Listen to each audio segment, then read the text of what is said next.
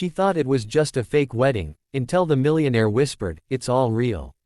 Emily Carter had never imagined that one desperate decision would change her life forever. At 26, she was drowning in debt after paying for her late mother's medical treatments. She worked 2 jobs, a waitress by day and a bookstore clerk by night, but every paycheck disappeared before she could even touch it. Collection agencies called daily, her landlord threatened eviction, and the bank had already denied her another loan.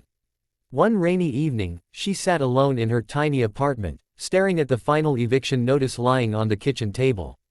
"I've failed, Mom," she whispered, tears sliding down her cheeks. Just then, her phone buzzed. An unknown number. Normally she ignored strangers, but something told her to answer. "Miss Emily Carter." "Yes. My name is Sarah. I represent Mr. Alexander Hayes. I think you've got the wrong person." "We don't." Emily frowned. "Mr. Hayes would like to meet you tomorrow morning. Everything will be explained." Before Emily could ask another question, the woman politely ended the call. The next morning Emily stood outside the tallest office building in the city.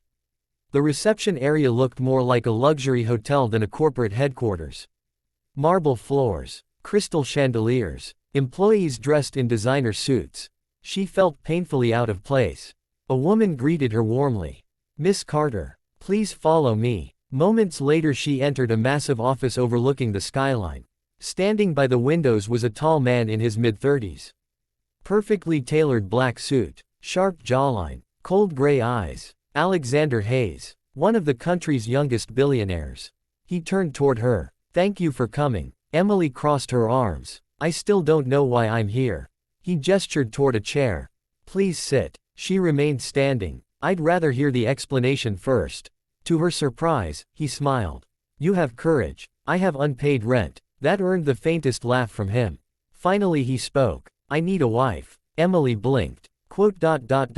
"Excuse me. A temporary one." She stared. "I think I'm leaving. It's a business arrangement." She paused. He continued calmly. "My grandfather is critically ill." Emily listened silently. "He built my company from nothing. Before he dies, he wants to see me happily married. So, marry someone you love." Alexander looked away. "I don't have anyone. And you picked me. My investigators say you're honest." She almost laughed. "You investigated me. I had to." Emily shook her head. "This is insane. I'll pay you $5 million.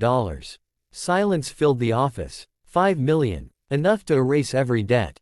Enough to buy a home.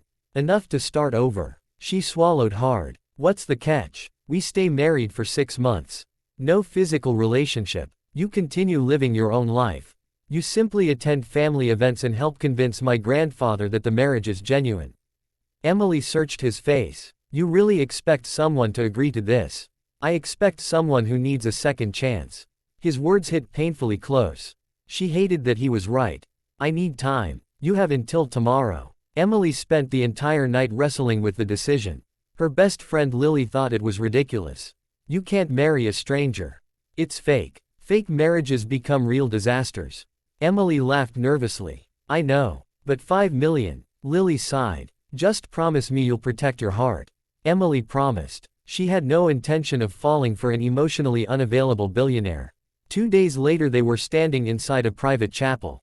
There were no reporters, no guests, only Alexander's lawyer, his grandfather in a wheelchair, and a judge. Everything felt strangely rushed. Emily leaned toward Alexander. "This still feels unreal. It will be over before you know it." The ceremony began. Emily repeated the vows without emotion. Alexander did the same. When the judge announced them husband and wife, Alexander's grandfather smiled through tears. "My boy finally found happiness." Emily suddenly felt guilty. The old man believed every word. After the ceremony they stepped outside. Alexander quietly handed her a wedding ring. "You forgot this. I thought fake marriages didn't need rings. My grandfather is watching." She slipped it on. The diamond sparkled brilliantly. She smiled awkwardly. So, we're married. For 6 months. She nodded. "Business partners." "Exactly." The next several weeks passed surprisingly peacefully. Alexander was respectful, polite, quiet. He never crossed boundaries. Their mansion was so enormous they rarely saw each other except during breakfast. Emily slowly adjusted to her strange new life. Designer clothes arrived every week. Luxury cars waited outside. Staff members addressed her as Mrs. Hayes. Sometimes she forgot it wasn't real. Then she'd catch Alexander buried in work late at night, his expression carrying a sadness no amount of money could hide. She wondered what had made him build such high walls. One Sunday afternoon they visited his grandfather. The elderly man looked healthier than before. Seeing them together clearly lifted his spirits. During lunch he smiled warmly. Alexander. Yes, Grandpa. You smile more now. Alexander glanced briefly at Emily. I suppose I do. Emily noticed something. For the first time, his smile looked genuine. Not practiced. Not forced. Real. Later, while driving home, neither of them spoke. Finally Alexander broke the silence. Thank you. For what? For making him happy. Emily looked out the window. I wasn't pretending today. Neither was he. Weeks turned into months. Emily discovered that beneath Alexander's cold exterior was a man carrying unbearable guilt. He secretly paid employees medical bills. He funded children's hospitals anonymously. He donated millions without ever attaching his name. Yet he insisted no one know. Why hide it? Emily asked. Good deeds lose value when they're advertisements. She admired him even more. But she reminded herself every night. It's fake. Only 6 months. Nothing more. Then one evening everything changed. Alexander returned home soaked from the rain. There was blood on his sleeve. Emily rushed toward him. Alexander. I'm fine. You're bleeding. It isn't serious. She insisted on cleaning the wound herself. As she wrapped the bandage, their eyes met. For a long moment, neither looked away. The room fell silent. The distance between them disappeared. Emily's heart raced. Alexander slowly reached toward her face. Then stopped. I'm sorry. He stepped back immediately. I forgot. Forgot what? This marriage isn't real. Emily forced a smile. No, it isn't. But for the first time, she wasn't sure she believed those words anymore. She thought it was still just a fake wedding. She had no idea that Alexander had been hiding one final truth, a secret so shocking it would change everything he had told her from the very beginning.